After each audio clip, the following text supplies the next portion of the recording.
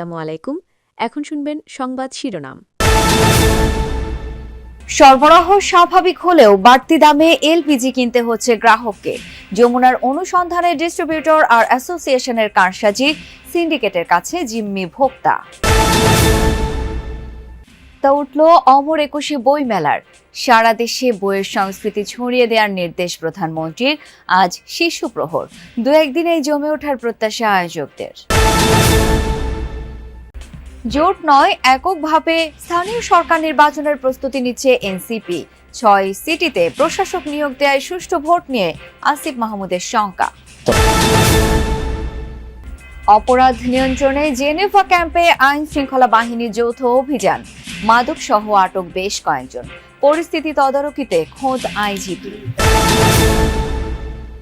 এতক্ষণ শুনছিলেন সংবাদ শিরোনাম, এখন শুনবেন বিস্তারিত। ৩ মাসের গ্যাস সংকটের পর বর্তমানে অনেকটাই স্বাভাবিক সরবরাহ, কিন্তু ভোক্তা পর্যায়ে এখনও কেন বাড়তি দামে বিক্রি হচ্ছে এলপিজি?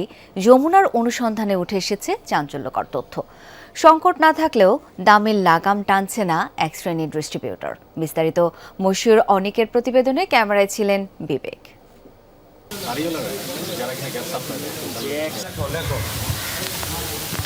প্রায় ৩ মাস এলসি জটিলতা আর আমদানি ব্যাহত হওয়ার কারণে দেশে তৈরি হয় এলপিজি সংকট। তবে বর্তমানে বদলেছে পরিস্থিতি, বাজারে সংকট নেই এলপি গ্যাসের। দেশে সরাসরি গ্যাস আমদানি করা প্রতিষ্ঠান বিএম এনার্জি লিমিটেডের ব্যবস্থাপক নিশ্চিত করেন পর্যাপ্ত এলপি গ্যাস আমদানি ও সরবরাহ করা হচ্ছে। এমনকি কোম্পানি পর্যায়ে ১২ কেজির সিলিন্ডার বিক্রি হচ্ছে সরকার নির্ধারিত ১৩৫৮ টাকায়। মার্কেটে আমরা স্মুথলি সাপ্লাই দিচ্ছি আমাদের পূর্ণ গ্যাপে। ওভারঅল সিনারিও দেখি, তবে জানুয়ারি টু ফেব্রুয়ারি কম্পারিজন করি, তো জানুয়ারি থেকে মোর দেন বেটার ফেব্রুয়ারি। তবে আমদানিকারকদের কথার সাথে আকাশ পাতাল তফাৎ মাঠ পর্যায়ে। সরবরাহ স্বাভাবিক থাকলেও বাজারে দাম এখনও স্বাভাবিকের তুলনায় অনেক বেশি। ১৮০০ টাকা গ্যাস, ১৮০০ টাকা দাম তো মাঝিতে অনেক বেশি ছিল, এখন ১৭০০ টাকা আসছে। খোঁজ নিয়ে জানা যায় কোম্পানি ডিস্ট্রিবিউটররা ডিস্ট্রিবিউটরদের থেকে ১৩৫৮ টাকায় কিনে বিক্রি করছেন ১৫০০ বা তার বেশি দামে। বাড়তি মুনাফার ঝক্কি পোহাচ্ছেন ভোক্তারা।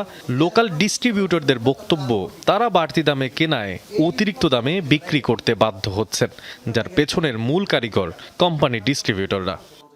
দোকান ভাড়া, গোডাউন, এটা সেটা নিয়ে সবকিছু মিলে ১৫০ টাকা লাভ করুন, কিন্তু ওরা আজকেও নিতেছে ১৫০০ টাকা। তারা যদি এই ১৩৫০ টাকা যা ১৪০০ টাকা বিক্রি করতো, তাহলে কিন্তু আমরা দেখালো ১৫৫০ টাকা।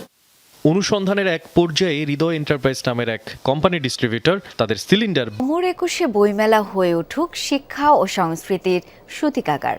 মেলার উদ্বোধনের পর একথা বললেন প্রধানমন্ত্রী তারেক রহমান। শুধু ঢাকায় সীমাবদ্ধ না রেখে বইমেলা সারা দেশে ছড়িয়ে দেওয়ার নির্দেশ দেন তিনি।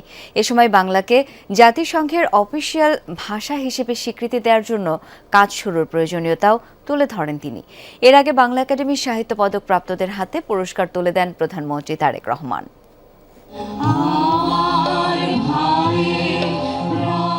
নানা নাটকীয়তার পর অবশেষে শুরু হলো বাঙালির প্রাণের মেলা, অমর একুশে বই মেলা। এবারের প্রতিপাদ্য বহুমাত্রিক বাংলাদেশ। ১৯৭৮ সাল থেকে ফেব্রুয়ারির প্রথম দিনেই বাংলা একাডেমির আয়োজনে শুরু হয় বই মেলা, কিন্তু এবার নির্বাচনের কারণে সেই ধারাবাহিকতায় ছেদ পড়ে। প্রধানমন্ত্রী তারেক রহমান উদ্বোধন করেন এবারের বই মেলা। বলেন, অমর একুশে বইমেলা বাংলাকে রাষ্ট্রভাষা হিসেবে প্রতিষ্ঠার স্মারক। তবে ইন্টারনেটের আসক্তি তরুণ প্রজন্মকে করে তুলেছে বই বিমুখ। বইমেলা শুধু একটি নির্দিষ্ট মাসে বাংলা একাডেমি প্রাঙ্গণ ও সরোদ্দি উদ্যানে সীমাবদ্ধ না রেখে বরং সারা বছর দেশের সব বিভাগ, জেলা ও উপজেলায় আয়োজিত করা যেতে পারে। এ ব্যাপারে বই প্রকাশকগণ উদ্যোগী হয়ে ভূমিকা রাখতে পারেন বলে আমি মনে করি, এবং সরকারের পক্ষ থেকে যদি সহযোগিতার কোনো অবকাশ থাকে, অবশ্যই বর্তমান সরকার সেখানে এগিয়ে আসবে। আগামী বছরগুলোতে অমর একুশে বইমেলা অমর একুশে আন্তর্জাতিক বইমেলা হিসেবে আয়োজন করার সুযোগ রয়েছে কিনা সেটি আমি আপনাদের সকলকে ভেবে দেখার অনুরোধ জানাবো। বাংলা ভাষার পাশাপাশি প্রতিযোগিতামূলক বিশ্বে টিকে থাকতে নতুন নতুন ভাষার সাথে তরুণ প্রজন্মকে পরিচিত হওয়ার পরামর্শ দেন প্রধানমন্ত্রী। বর্তমান গ্লোবাল ভিলেজে এই সময় মাতৃভাষা ছাড়াও জামায়াতের নেতৃত্বে জোটগতভাবে জাতীয় নির্বাচন করলেও এখন পর্যন্ত স্থানীয় সরকার নির্বাচন এককভাবে করার জন্য দলগত নির্দেশনা দিয়েছে জাতীয় নাগরিক পার্টি এনসিপি। তবে সিটি, পৌর ও উপজেলা নির্বাচন কবে হবে এই নিয়ে আশঙ্কা আছে দলটির মুখপাত্র আসিফ মাহমুদ সজীব ভুঁইয়ার। যমুনা টেলিভিশনকে জানান, প্রশাসক নিয়োগ দেয়ায় সুষ্ঠু নির্বাচন হওয়ার ক্ষেত্রে শঙ্কা দেখা দিয়েছে। এ নিয়ে সরকারকে অবস্থান পরিষ্কার করে দ্রুত নির্বাচনের দাবি এনসিপি নেতার। বিস্তারিত লামিয়া তিথের রিপোর্টে। অন্তর্বর্তী সরকার দায়িত্ব নেয়ার পর অধ্যাদেশ জারি করে পতিত আওয়ামী লীগ সরকারের আমলে নির্বাচিত সিটি, পৌর মেয়র, জেলা, উপজেলা পরিষদের চেয়ারম্যানদের অপসারণ করে। প্রশাসক হিসেবে নিয়োগ দেয় সরকারি কর্মকর্তাদের। বিএনপি ক্ষমতা গ্রহণ করে দ্রুত স্থানীয় সরকার নির্বাচনের কথা বললেও 6টি সিটিতে নিয়োগ রাজনৈতিক প্রশাসক। মেয়াদের ভিত্তিতে ধাপে ধাপে করতে চায় স্থানীয় নির্বাচন। সরকারের তরফ থেকে সঠিক সময়ে এই নির্বাচনগুলো দেওয়ার ব্যবস্থা আমরা করবো, তবে নিঃসন্দেহে এই নির্বাচনকে প্রাধান্য দেওয়া হবে। তবে নির্বাচন যখনই হোক এর প্রস্তুতি শুরু করেছে তরুণদের রাজনৈতিক দল এনসিপি। যে স্থানীয় সরকার, যে আমাদের নির্বাচন পরিচালনা যে কমিটি, দলের মুখপাত্র ও সাবেক এলজিআরডি উপদেষ্টা আসিফ মাহমুদ সজীব ভুঁইয়া বলেন, সারা দেশে এককভাবে নির্বাচনের প্রস্তুতি নেয়ার নির্দেশনা দেয়া হয়েছে। এখন পর্যন্ত এককভাবে নির্বাচন অংশগ্রহণ করার সমাজে মাদক থাকবে না, প্রধানমন্ত্রীর দেয়া অন্যতম এই অ্যাসাইনমেন্টের ধারাবাহিকতায় শুরু হয়েছে অভিযান। এমনটা জানিয়েছেন পুলিশ মহাপরিদর্শক মোহাম্মদ আলী হোসেন ফকির।